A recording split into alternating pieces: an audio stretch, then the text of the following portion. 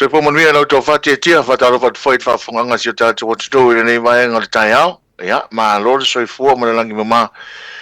Ya, ta po inga foi so ta to no na vai aso to la ya tu me se foi the weekend na so sapati. Da so na nafi. Ya, ma lo va tai. O dia mon mon le yas. Ai le toi umolo o le tia. Io e sa o le ai se me fa se ino la usau no anga ma kwa fa kiringa au de me ye. Io le card ma kwa fusi le akore me ye. Le card pole card pole win. Me ye ye. Ai manga mi se lo ya fai mai au. Pe manga mi se lo. De la pole se ri. De awo okay do kam au ya la wa fa mo man to se de vias. Ya o e ro mai. Ya kau ya wanga kian markara awales ma lo sai. Dia. O ye ora ye na ye kupi. De va pe o ruma tavai ke de me ngai. E si de ro ka e si de ngu. E si de ro ka si de ngu le shopping center mo la ka.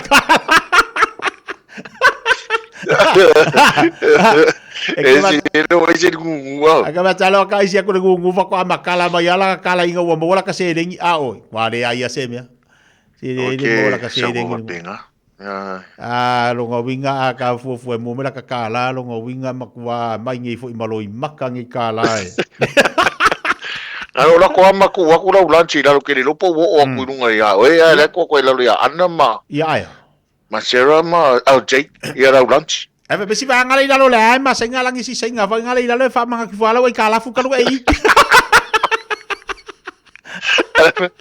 Si senga. Ya senga wa ka o kwa lo ka ingo ele ka o ku lo ingo va mai. Oh no please. No. La sa si senga mai. No. Kere dai kala fu tia dei. Mai malu semo. Ya la ka fa ngai va ngalai fu ko gira o kala. Pe ko se la wele ka lo.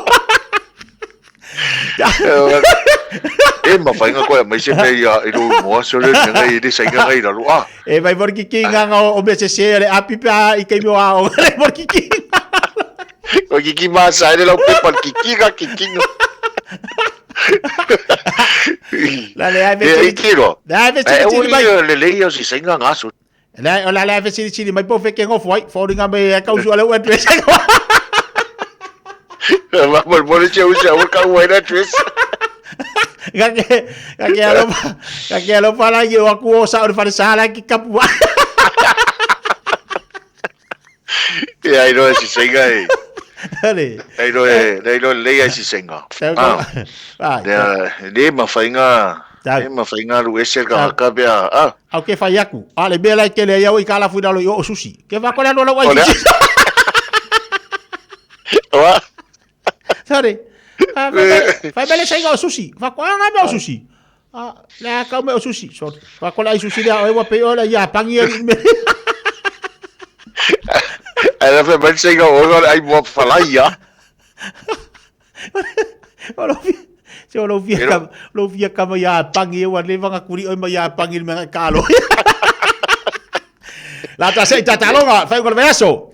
Ya, te lona e sida foi mai mo tulanga sei tatu talonga no tatu temi tabe na mai le sunga fa fenga mo tatu super nei ta yao. Sei ta se atulava tulanga talonga foi il fai ngol verso. Talonga le te fia va vai. Talonga le mo ana mo le Highlanders. So le lo ko ngi ya ka longa fai ngal ka ko mo na di ala sa o sida ia wangi vai nga tona. Po ani vai nga na fa le tonu tatu awale mo na.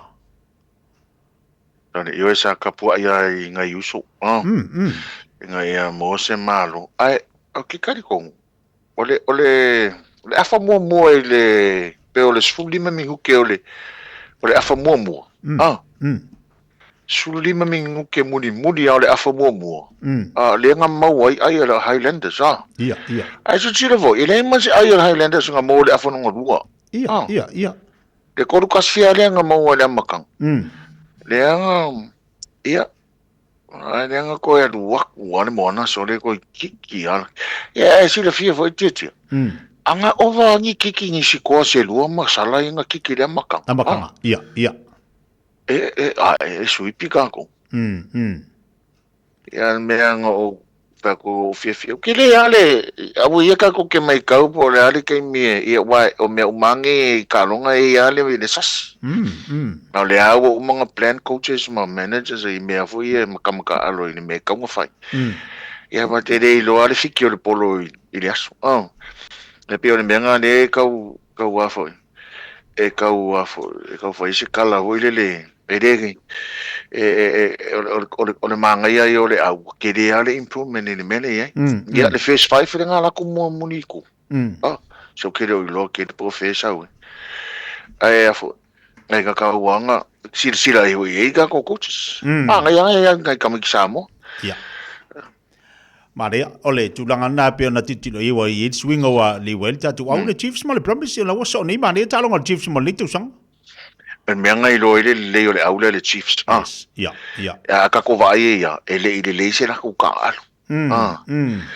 ole ai malo by 40 points fasu se sira le halo wa ka su lim ka su fiku ia ia ile afo mo ia ke kanga ia le os performance le Chiefs nga lenka alo mo ai le afo iska alo ngai round 1 ma round 2 ia ole le fo ila le Chiefs ole af su ia la ko kamka ke le yo ole competition le kau vanga le fai ko ikulang ia a titilo foi le malu o ai malu malo le Chiefs ele tapa ai matua tele ai malu malo o so ai five ko fa ai ela qual kongwa ela vai mele le Chiefs ele se la ko ka se la ko performance nga ko vai ka ko vai ai ile the body language nga kam ele o ele o fia la ko performance but still ole malo fast food vai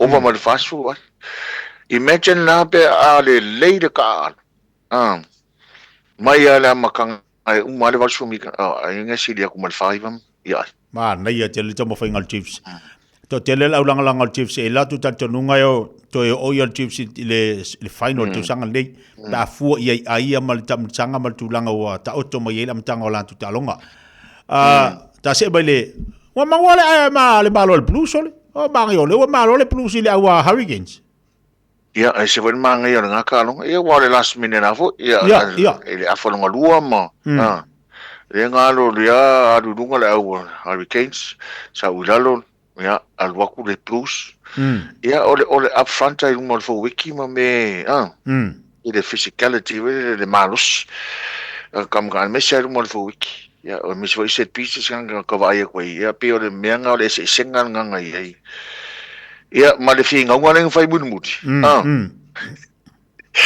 ia le mo kwai fe kai ia le management ole Hurricanes wa o la mo ko ia wa ko Hurricanes ke minga le momentum le la ko la sikoa wa kele la ke min ka ofi pe ko suia ila lole le mindset ngai kama Hurricanes ia va kai o malo le plus wa ia ka ke va vai ko afo i kuranga pe ko mas le o masangi ia le plus ia le ko inga a sempre so ale au era la ole Crusaders ia ke vai por lá le que ai esse ala ko la ko ai fai ale mu ala ko foi ia pleno que me cano ia ai fa kai o humano le foi le plus ia le como fai al Hurricanes ioi to ngal tata nanga lita ya le force mal Reds ia le la tatu titilo wa lena lua malo ale force ia le ala foi ina nei le awal Reds ale wal wai manu malo le Reds la to ma na ia tele la tu langa loi pe o lo tilo Chiefs ale pito lunga ia pe o tu langa lena ole tu langa le kalunga le Reds ma le force wa ai vai le awa Australia pe wa ele me voile le o representative o kanga le ka alo le Wallabies o le wa ka alo solo mai au SS ia e pe le Reds la aso ko kikia au Australia ka alo le Reds ia e va penga le Brumbies la aso le champing le Brumbies ko ki kama le Australia le Wallabies au manga ia wa ko ke le foi ia ka mikile ka alo le bolas pis le wa ile Western Force Ia. ia e fa penga foi le race a kongo se vangale ngale a ka wai ile e alu ngole la ko competition e mi se kongo Oscaria mat feeding on ko kam ka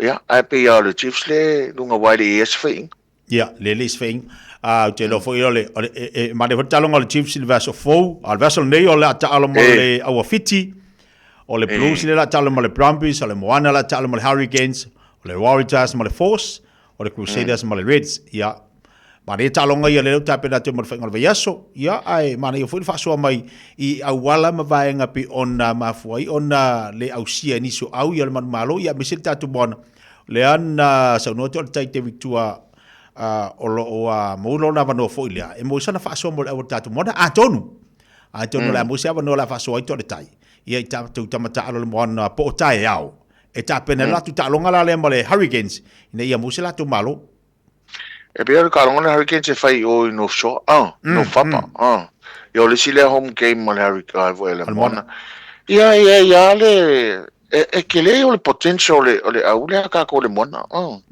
I ka me ki le ka alo ia pe ngo fa ia o le fiki o le po ia ma ia performances ka mo ali sabe ma ia ai mo ka ki o ka sa vo e tava na wa e vo ia e ku fa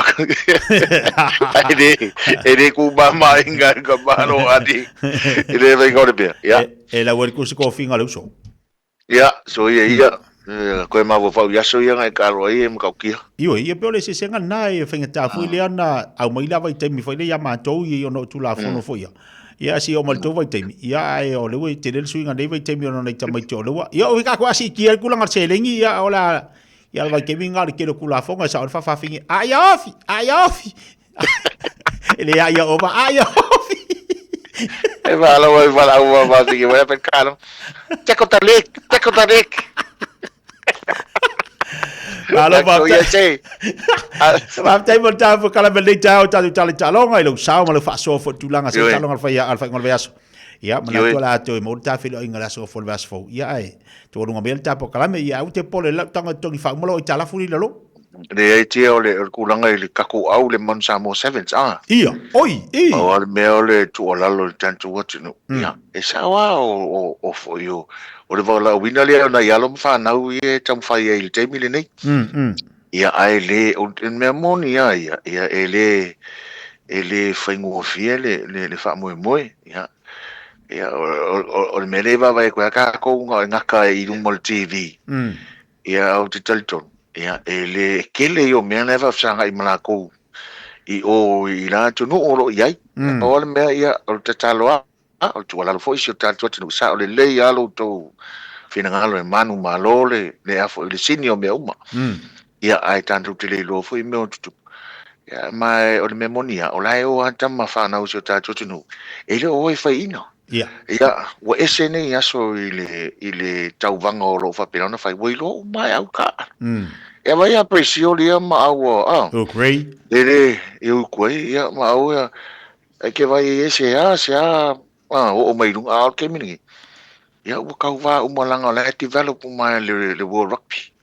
ako ke le lole development le fai le World Rugby like o le laula pa pina foi tanto ia on sa tanto ia sa ke mia e le ko mama ia pa le mia tanto lango le sunga fe o nga ma tai malanga me se na ia lo ma fa na o tu inga e fai ma suyo so stato no ma pele on sa il tatu watnu e tatu tapo e pel tapo e fe boy na tatu pat ot me tatu fa no manu ia walta mo fainga fa nau ia e manu ia fu fanga ne vai aso te tia ia mo pelo on sa I malo au de lei ia kai lava e fa mo mole ia au ko e le fainga se ma ka uilo kai ngor me kongor ngare ku Yoi. E fai ana vi forcada le radio sa mo ti fa manga o le ngare fai Lei o piscata vai ma vo mseu mang. Ia la me vegala fai. E ai ama se soka ua la wetwes, le ai ama se soka ua. Aka iso manuia foi ngadu ngoto le yaso. Ya, so foi ya. Ya, le kwa ngai kongi la wai kalafu. Kai la matia.